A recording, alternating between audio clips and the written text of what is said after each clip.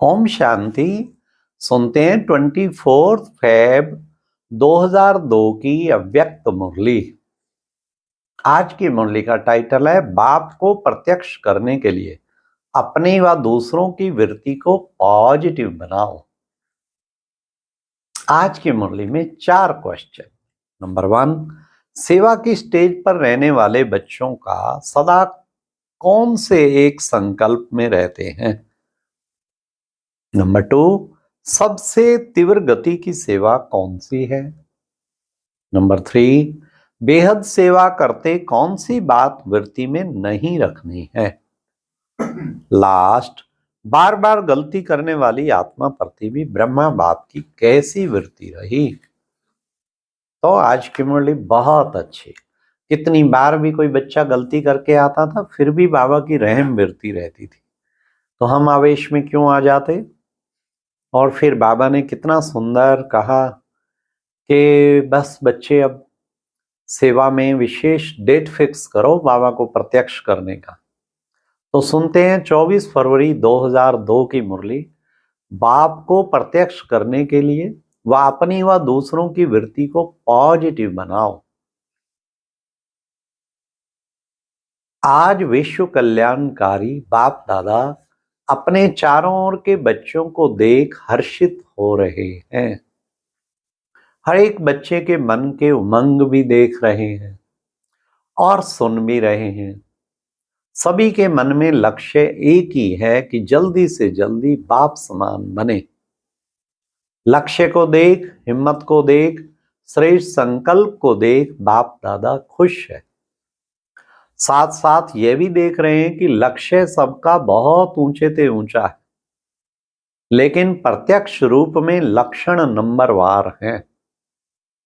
लक्ष्य और लक्षण समान होना अर्थात बाप समान बनना। जो सेवा की स्टेज पर निमित्त बच्चे हैं वह सदा एक ही संकल्प में रहते कि बाप को प्रत्यक्ष कैसे करें, कब होगा, ऐसे संकल्प चलता है ना। बाप फिर बच्चों से पूछते हैं कि बच्चे आप सभी संपन्न संपूर्ण स्वरूप में स्वयं कब प्रत्यक्ष होंगे। बाप का क्वेश्चन है कि बच्चों के प्रति कि वह डेट भी फिक्स की है कि वह डेट फिक्स नहीं होनी है क्या। डबल फॉरेनर्स कहते हैं कोई भी प्रोग्राम की डेट 1 साल पहले फिक्स किया जाता है, ऐसे कहते हो ना। तो बाप कहते हैं स्वयं को प्रत्यक्ष करने की डेट फिक्स की है। मीटिंग्स तो बहुत की है ना, करते ही रहते हैं। आज फलानी मीटिंग है, कल फलानी, अभी भी कितने मीटिंग वाले आए हैं। 3 मीटिंग वाले आज भी बैठे हैं, यह तो बहुत अच्छा। लेकिन इस मीटिंग की डेट कौन सी है। जो सोचें वही बोल हो, वही कर्म हो। संकल्प, बोल और कर्म तीनों श्रेष्ठ लक्ष्य प्रमाण हो। बाप दादा देखते हैं कि सर्व विश्व कल्याण के निमित्त बने हुए बच्चे सर्व आत्माओं के कल्याणकारी प्रत्यक्ष रूप में स्टेज पर कब आएंगे। हर एक गुप्त पुरुषार्थ में है, लगन में है, ये भी बाप दादा देखते हैं। लेकिन इस विशेष संकल्प की लगन में मगन कब होंगे।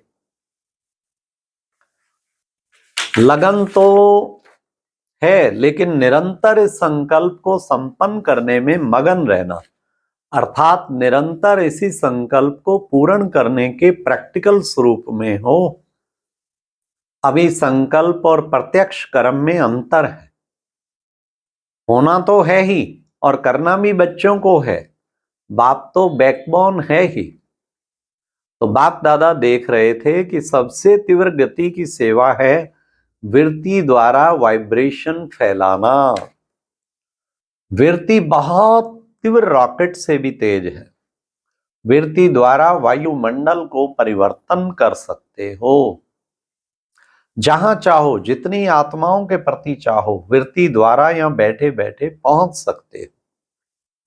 वृत्ति द्वारा दृष्टि और सृष्टि परिवर्तन कर सकते हो। लेकिन एक बात वृत्ति द्वारा सेवा करने में रुकावट डाल रही है। वृत्ति द्वारा वाइब्रेशन फैलता है। आपके जड़ चित्र अब तक लास्ट जन्म तक वाइब्रेशन द्वारा सेवा कर रहे हैं ना, देखा है ना, मंदिर देखे हैं ना।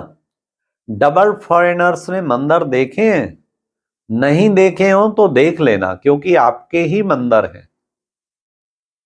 कुमारियां आपके मंदिर हैं या इंडिया वालों के मंदिर हैं? सभी के मंदिर हैं। अच्छा, मुबारक हो।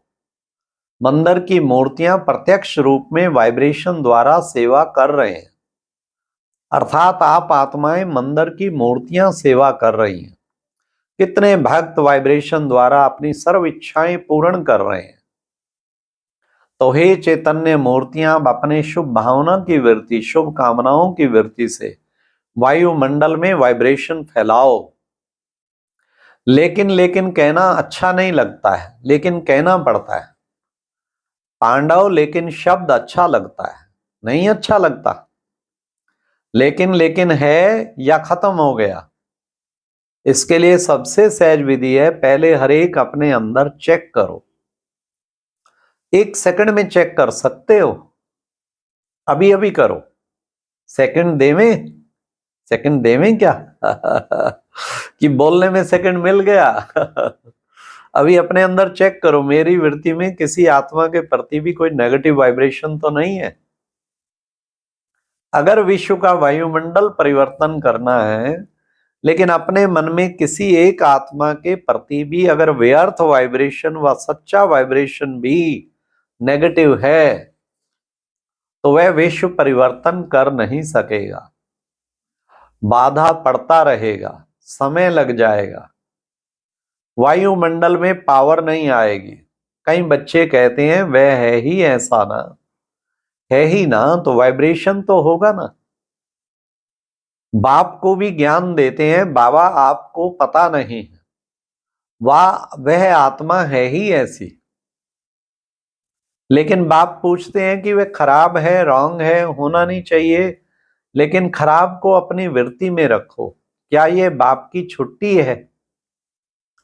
तो समझते हैं बाप की छुट्टी नहीं है, तो वह एक हाथ उठाना, टीवी में दिखाओ दादी को, आप देख रही हो ना, अच्छा याद रखना हाथ उठाया ना। डबल फॉरेनर्स ने हाथ उठाया, बाप दादा की टीवी में तो आ ही रहा है। जब तक हर ब्राह्मण आत्मा के स्वयं की वृत्ति में कैसी भी आत्मा के प्रति वाइब्रेशन नेगेटिव है, तो विश्व कल्याण प्रति वृत्ति से वायुमंडल में वाइब्रेशन फैला नहीं सकेंगे। यह पक्का समझ लो। कितनी भी सेवा कर लो, रोज 8-8 घंटा भाषण कर लो, योग शिविर करा लो, कई प्रकार के कोर्स करा लो, लेकिन किसी के प्रति भी अपनी वृत्ति में कोई पुराना नेगेटिव वाइब्रेशन नहीं रखो। बड़े ध्यान से सुनना, कितनी इंपॉर्टेंट चीज बाबा ने कह दी है। अच्छा वह खराब है, बहुत गलतियां करता है, बहुतों को दुख देता है, तो क्या आप उसके दुख देने में जिम्मेवार बनने की बजाय उसको परिवर्तन करने में मददगार नहीं बन सकते?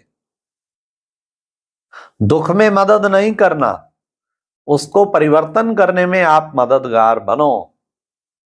अगर कोई ऐसी भी आत्मा है तो आप समझते हैं बदलना नहीं है, चलो आपकी जजमेंट में वह बदलने वाली नहीं है, लेकिन नंबरवार तो है ना, तो आप क्यों सोचते हो यह तो बदलने वाली तो है ही नहीं? आप क्यों जजमेंट देते हो? वह तो बाप जज है ना। आप सब एक दो के जज बन गए हो क्या बाप भी तो देख रहा है, ये ऐसे है, ये ऐसे है, ऐसे है। ब्रह्मा बाप को प्रत्यक्ष में देखा, कैसी भी बार बार गलती करने वाली आत्मा रही, लेकिन बाप दादा विशेष साकार रूप में ब्रह्मा बाप ने सर्व बच्चों प्रति याद प्यार देते सर्व बच्चों को मीठे मीठे कहा। 2-4 कड़वे और बाकी मीठे क्या ऐसे कहा? फिर भी ऐसी आत्माओं के प्रति भी सदा रहम दिल बने, क्षमा के सागर बने। लेकिन अच्छा, आपने अपनी वृत्ति में किसी के प्रति भी अगर नेगेटिव भाव रखा तो इससे आपको क्या फायदा है? अगर आपको इसमें फायदा है फिर भी भले रखो, फिर तो भले रखो, छुट्टी है।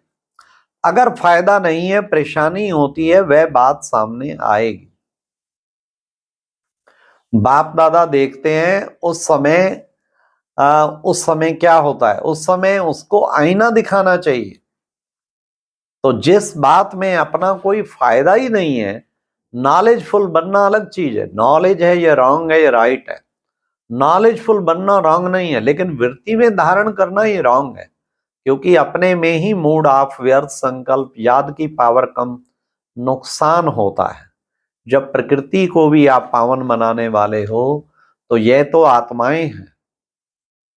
वृत्ति, वाइब्रेशन, वायुमंडल तीनों का संबंध है।